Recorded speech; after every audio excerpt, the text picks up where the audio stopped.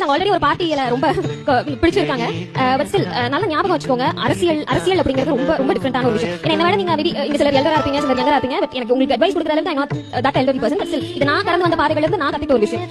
ரசிகன் அப்படிங்கிறது வேற, தொண்டன் அப்படிங்கிறது வேற, கம்ப்ளீட்லி டிஃபரெண்ட். அதை எல்லாருமே புரிஞ்சுக்கணும் அப்படிங்கறது என்னோட ஒரு அட்வைஸ். அரசியல் களம் அப்படிங்கும்போது ரொம்ப டிஃபரெண்டா இருக்கும். நீங்க ஸ்கிரீன்ல பாக்குற எல்லா விஷயமும் ஒரு நடிகராகட்டும் ஒரு நடிகையாகட்டும் அவங்க களத்துக்கு வந்தா பண்ணுவாங்களா அப்படின்னு கேட்டீங்கன்னா அது பெரிய क्वेश्चन மார்க். அவங்க களத்துக்கு வந்தா தான் தெரியும். அப்படிங்கும்போது அந்த ஸ்கிரீன்ல பாக்குற பிரசன்ஸ்லயே அவங்க ஃபீலுக்கு வந்தாலும் இருப்பாங்க அப்படின்னு நினைச்சு அவங்களுக்கு சப்போர்ட் பண்றதுங்கிறது அது நம்மள நாமே முட்டாளாக்கிற ஒரு விஷயம். ஏன்னா அப்படி ஏமாந்தவதான் வைஷ்ணவியும். நான் ஸ்கிரீன்ல பார்த்த விஷயம் உண்மையாவே களத்துல இருக்கும் அப்படிங்கிற நம்பிக்கையில தான் இருந்தேன். But still that is not true. அதனால பார்த்து உங்க வாக்குகள் குறிப்பா பெண்கள் இளம் பெண்களோட வாக்குகள் என்னோடாகட்டும் எல்லாமே ரொம்ப பெரிய மாற்றத்தை கொண்டு வரக்கூடிய ஒரு வாக்குகள். அதனால உங்க வாக்க தெளிவா கேம்பெயினா போயிடுச்சு. பட் சாரி தெளிவா வந்து டிசைட் பண்ணுங்க அப்படிங்கறதுதான். இதுக்காக சில ஆடியோ செக்மெண்ட்ஸ்லாம் இருக்கு. நீங்க அதை பார்த்துட்டு உங்களுக்கு என்ன தோணுதோ அதை சொல்லணும். ஏன்டா பச்சை போய் பேசுற, ஓபனா பேசுற.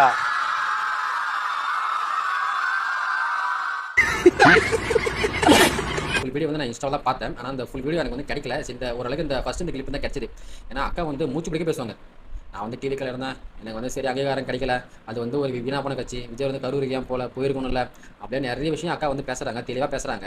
ஆனால் லாஸ்ட்டில் ஒரு எண்டிங்கை வந்து ஒரு டயலாக் வச்சு முடிப்பாங்க இல்லையா, அப்போ வந்து ஆப்போசிட்டில் உட்காந்து கேட்டுக்கிற மாணவிகள் வந்து அவ்வளோதான், நீ என்ன வேணால் பேசிக்கோ, எங்கள் ரியாக்ஷன் இதுதான், உன்னெல்லாம் ஒரு ஆளாவே நாங்கள் மதிக்கலை, நீ சும்மா வந்து வாய் உதவுட்டுன்னு இருக்காத அப்படின்ற ஒரு சிம்பிளான ஒரு விஷயத்த வந்து அந்த இடத்துல அவங்க வந்து அதை பதிவு பண்ணாங்க. இதுலேருந்து அக்காவுக்கு வந்து ஒரு நோஸ் கட் வந்து டேமேஜ் ஆயிடுச்சு. அதாவது இவங்களுக்கு வந்து ஃபேமஸ் வேணும்னு சொல்லிட்டு டிவிகேக்கு வந்தாங்க. ஆனால் டிவிகேயில் வந்து இவங்களை வந்து யாருன்னு கண்டுபிடிச்சிட்டாங்க. இவங்க வந்து என்னமாரி ஆள், இவங்களுடைய பேக் பெயின் என்ன எல்லாமே கண்டுபிடிச்சிட்டாங்க.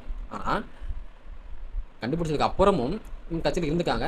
இவங்க வந்து உள்ளே வந்து ஃபேமஸ் ஆகிட்டு வெளியே போயிருக்காங்க. இவங்களுக்கு அதை கொடுக்கப்பட்ட டாஸ்க்காகவும் இருக்கலாம், அது நம்மளுக்கு தெரியல, அது அக்காவுக்கும் தெரியும். அவங்க எப்படி உள்ளே வந்தாங்க, ஏன் வெளியே போனாங்க அப்படின்னா எங்களுக்கு வந்து கொடுக்கப்பட்ட டாஸ்க் அதுதான். உள்ளே போகணும், நீ வெளியே வந்து இந்த மாரி பேசணும் அப்படின்ற ஒரு டாஸ்க்கை கொடுத்து வெளியே வர சொல்லி இந்தமாரி விஷயங்கள்லாம் போயிட்டுருக்கு. அது எல்லாருக்குமே தெரியும். அக்கா வந்து எவ்வளோ தான் முட்டு கொடுத்தாலும் முட்டு தான் இருக்கும், அது உடையாது. முட்டுலேயே கொடுத்து நேரிக்க வேண்டியதான். அதை நீங்களே முட்டு கொடுத்து சைடில் வச்சுக்கோங்க, டிவி கேட்பாக கொண்டு வராதிங்க. அது